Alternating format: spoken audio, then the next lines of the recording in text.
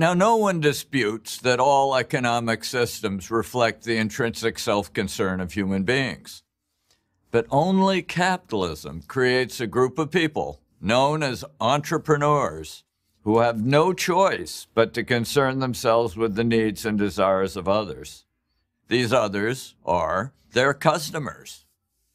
Few economists, however, actually study the behavior of these entrepreneurs, the creative leaders of capitalist businesses.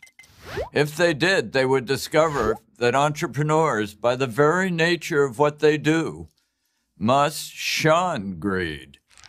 First and foremost, responding to others is the very opposite of greed. Second, greed in the economic sphere is normally expressed as the immediate consumption of goods and services. I grab what I can without regard for others. But entrepreneurs must begin by saving, which is defined as foregoing consumption to achieve long-term goals. Often it takes months, sometimes many years, to bring a new product or service to market. Furthermore, entrepreneurs must collaborate with others, building teams to achieve their aims. In designing their goods and services, they must, once again, focus not on their own needs, but on the needs of others.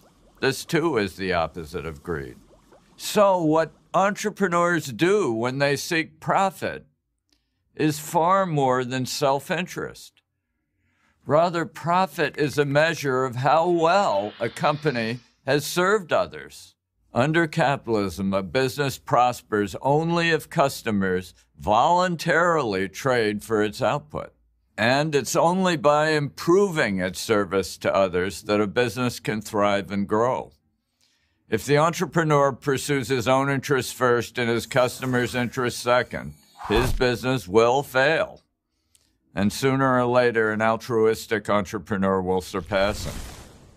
Capitalism at its essence, then, is a competition of giving.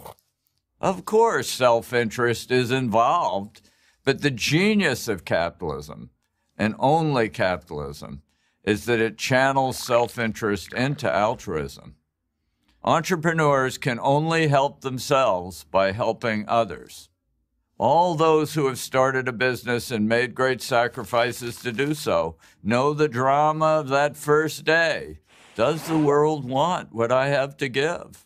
Whether it's an immigrant opening a beauty salon or Steve Jobs selling an Apple computer, success is far from guaranteed. In fact, it's just the opposite.